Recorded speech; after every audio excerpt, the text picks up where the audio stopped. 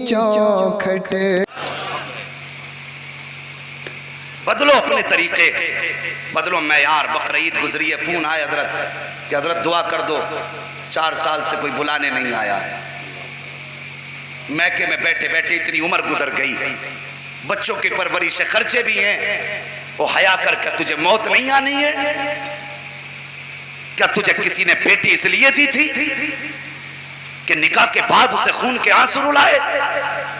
میرے نبی نے آخری ایام میں زندگی کے ظاہری فرمایا تھا، لوگو میں تم کو تمہارے بیوی کے معاملے میں ڈرا کے جا رہا ہوں۔ یہ خیال نکال لینا کہ بیوی پیر کی جوتی ہے۔ لوگ کہتے ہیں مولوی بیوی کے بڑے فرما بردار ہوتے، مولوی بیوی کا فرما بردار نہیں، مولوی مدینے والے مصطفیٰ کا فرما بردار ہے۔ ہاں فرمایا گیا قیامت کے دن سب سے پہلے حقوق العباد میں تجھ سے تیرے بیوی کے بارے میں پوچھا جائے گا۔ بتا، جو اپنا باپ چھوڑ کے تیرے گھر میں آ کے بیٹھ گئی، جس نے اپنا میکہ تیرے لیے قربان کر دیا، جس نے اپنی بچپن کی یادیں تیرے گھر کے لیے چھوڑ دی، اور جس نے اپنی عزت کو لا کر تیرے بستر پہ رکھ دیا، جو تیرے اشاروں کے منتظر رہی، جو تیرے دیکھنے کی طرف یہ سوچتی تھی تو کہے گا بیٹھ تو بیٹھے گی۔ رب تم سے پوچھے گا اس دن کہ بتا اس کا کیا حق ادا کر کے آیا ہے، جو تیرے کہنے پہ کھڑی ہوتی رہی، تیرے کہنے پہ بیٹھتی رہی، تیرے کہنے پہ چپ ہو جاتی تھی، تیرے کہنے پہ بولا کرتی تھی، بتا اس کا کتنا حق ادا کر کے آیا ہے۔ خیال رکھنا، بیوی کے بارے میں حساب دینا ہے تمہیں بھی۔ بہت مزاج آسمان پر ہیں کہ شوہر ناراض ہے تو بیوی کو جہنم ملے گی، اور تو بھی تو سوچ تو کدھر جائے گا۔ نکاح میں تو نے قبول کیا کہہ دیا؟ اپنے آپ کو شداد سمجھ بیٹھا؟ تیری اوقات کیا ہے، تو ہے کیا؟ خدا کی قسم کائنات کے سارے مرد مدینے کے تاجدار کی جوتیوں پہ لگنے والی خاک پہ قربان ہو جائیں۔ ان کی زندگی دیکھ۔ میرے نبی سرور کونین صلی اللہ تعالی علیہ وسلم ایک دن غسل فرما کے باہر تشریف لائے۔ حضرت عائشہ صدیقہ نے مذاق کے انداز میں آٹا لیا اور لگا دیا۔ اگر آج عورت آٹا لگا دے تو پھر خیریت نہیں ہے۔ حضرت عائشہ صدیقہ نے آٹا لگایا، حضور فرمانے لگے عائشہ اگر یہی کرنا تھا تو پہلے کر دیتی، تاکہ تمہارا من بھی بہل جاتا، ہمیں بھی غسل ایک بار کرنا پڑا، مطلب بدن کو دھونا ایک بار کافی ہو جاتا، اب پھر جا کے دھونا پڑے گا۔ اس وقت پانی کی ایسی کثرت تو نہ تھی کہ آج ٹنکیاں کھلی ہیں تو کھلی ہیں، سمر چل رہے ہیں تو چل رہے ہیں، بندے کو نہ حساب کا پتہ ہے نہ کتاب کا پتہ ہے۔ اس کا بھی حساب ہوگا جو ٹنکی کھلی چھوڑ دیتے ہو۔ ایک ہنگامہ محشر ہو تو بھولوں اس کو، سینکڑوں باتوں کا رہ رہ کے خیال آتا ہے، ادھر ادھر نہیں جانا۔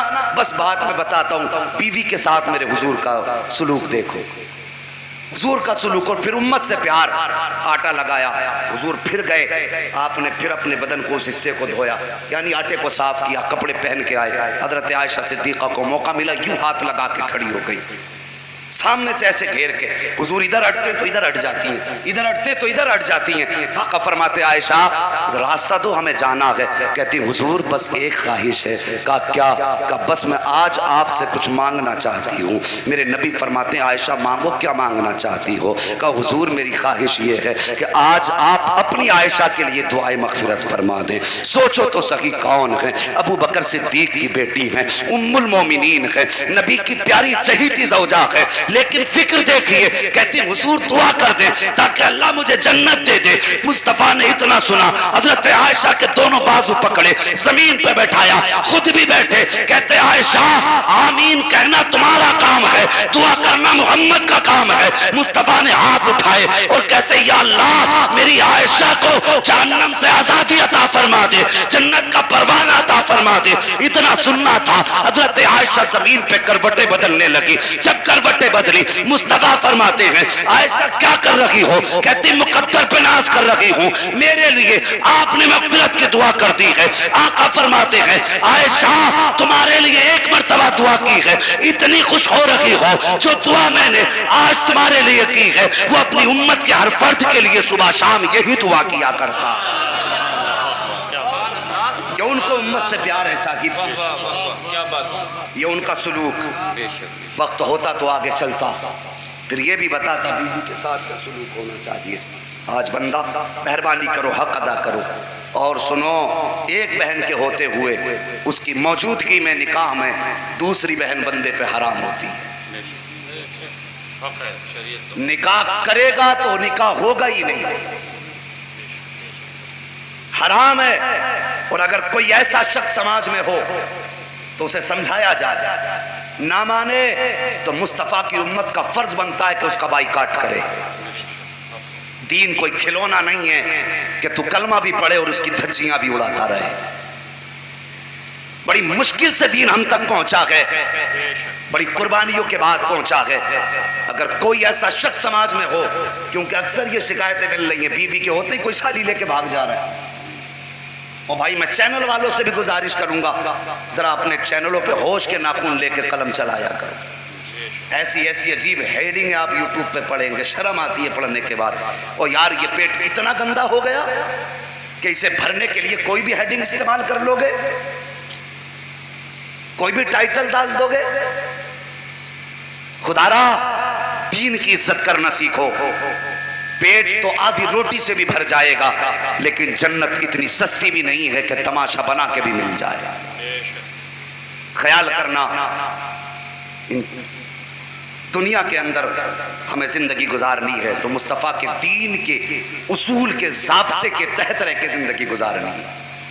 تو اگر کوئی بیٹی کے ساتھ غلط سلوک کر رہا ہے تو خدا را بیٹیوں کا خیال کرو، ان سے محبت کرو. تم نے کبھی نہ جانا ہو تو جان لینا، کسی بھی وقت اگر رات کے سناٹے میں باپ آ جائے تو بیٹیاں سویا نہیں کرتی.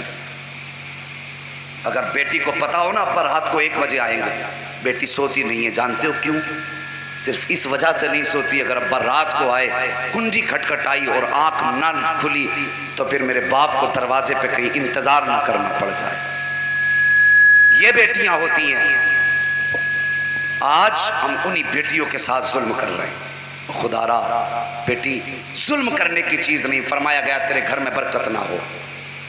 اگر تیرے گھر میں فاقوں نے ڈیرا ڈال لیا ہو اور تیرے گھر کے اندر بیٹی یا بہن موجود ہو، فرمایا مصلی بچھا دے، 2 رکعت نماز رب کی بارگاہ میں نماز حاجت پڑھ، اور اس کے بعد آگے بیٹی کو بیٹھا اور وہ ہاتھ اٹھا کے کہ یا اللہ اس بیٹی کے صدقے میں رزق میں برکت دے دے. فرمایا گیا ہاتھ نیچے بعد میں آتی ہے، اللہ کی رحمتیں پہلے اتار دی جاتی ہیں.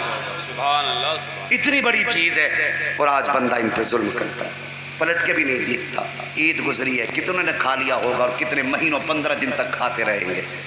اور یار پیٹ تو تمہارا یہ بھری جائے گا، لیکن تیری بہن کی عید گوشت سے نہیں ہوتی ہے، تیری بیٹی کی عید کپڑے سے نہیں ہوتی ہے. اللہ توفیق دے تو 2 قدم اٹھا کے بہن کے دروازے چلے جایا کرو. کتنی ماں کے فون آئے کہ حضرت عید کا مہینہ آ گیا، 3 سال ہو گئے، باپ بلانے نہیں آیا، بھائی نے رشتہ توڑ دیا، کوئی تعویذ تو ہوگا؟ میرا جی چاہتا میں اپنا گھر جا کے دیکھوں. وہ ہم نے بیٹیوں کو ایسا مجبور بنا دیا کہ وہ اپنے باپ کی دہلیز دیکھنے کو ترس گئی. ہم کیسے مسلمان ہیں؟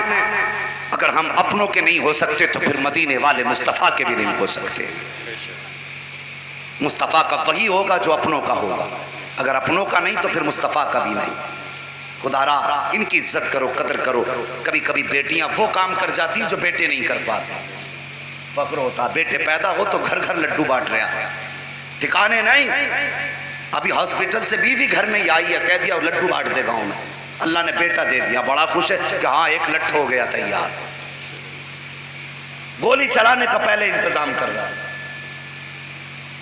محاورے بنا لیے، جو ہو 4 بھیا لٹھ مار کے چھین لے روپیہ. واہ، یہ جوانی لٹھیوں کے لیے ملی ہے، پیسے چھیننے کے لیے ملی ہے. یہ جوانی مصطفیٰ کے نام پہ لٹانے کے لیے ملی ہے.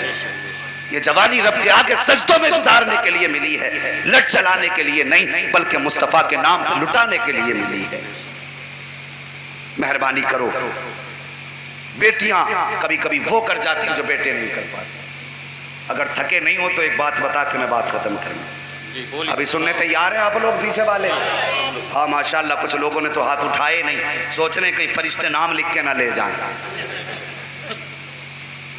ہے یہ مت سوچو، نام تو لکھے جانے ہی ہیں، ہاتھ اٹھاؤ تب بھی، نہ اٹھاؤ تب بھی، لیکن مزہ تو تب ہے قیامت کے دن جب جسم کا ہر حصہ گواہی دے گا کہ مجھ سے گناہ کرایا، مجھ سے پاپ کرایا، مجھ سے تھپڑ لگوایا، مجھ سے چوری کرائی، مجھ سے جیب کٹوائی، مجھ سے اس کو پکڑوایا، تو وہیں پہ ہمارے ہاتھ یہ بھی کہیں گے یا اللہ اسے بخش دے، اس نے تیرے محبوب کے نام پہ ہمیں تیرے ذکر کی محفل میں اٹھا دیا تھا۔ ہاں یہ بھی تو گواہی دے سکتے ہیں نا، ذرہ ذرہ گواہی دے گا۔ اللہ تعالیٰ ہمارے ہاتھوں کو اس جلسے کا گواہ بنا کے قیامت میں تیار کر دے۔